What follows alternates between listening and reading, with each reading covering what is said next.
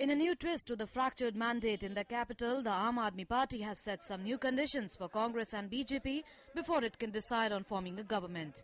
Arvind Kejriwal met Lieutenant Governor on Saturday and gave him letters he had written to Congress President Sonia Gandhi and BJP President Rajnath Singh seeking their views on a list of 18 issues.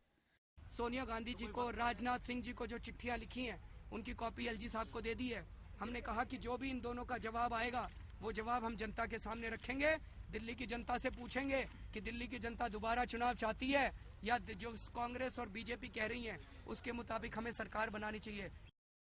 In the letter, Arvind Kejriwal mentioned the following issues: investigations of scams, implementation of the Jan Lokpal Bill, statehood to Delhi, ending VIP culture in the capital and ban on red beacons, audit of power companies, decrease in power tariff by 50%, power meters to be checked, removal of MLA local fund scheme, free 700 litres of water to every family, regularization of unauthorized colonies and providing basic amenities, proper houses to be built in slums, abolishing the contractual systems to do away with water mafias. Among others are the issues Kejriwal included in his letter and asked the views of both Congress and BJP.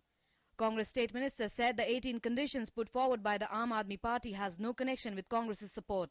They added in the administrative work there is no direct interference from the legislation. प्रशासनिक कार्यों में किसी भी विधायक की या विधानसभा की direct interference नहीं होती। अब वो कह रहे हैं कि वो बिजली सस्ती करना चाहते हैं तो करो, उसमें विधानसभा का क्या रोल है?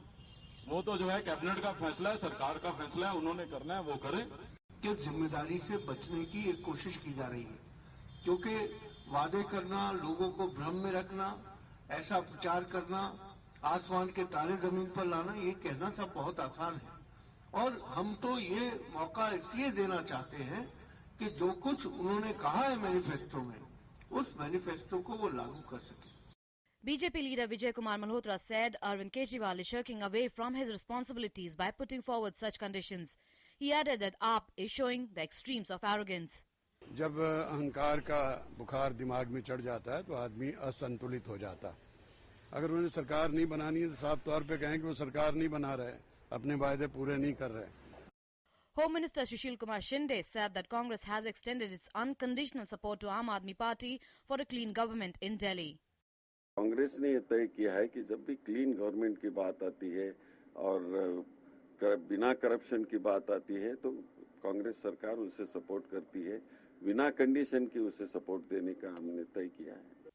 All eyes are on the future course of action of Aam Aadmi Party on government formation as the term for the current government ends on the 17th of December.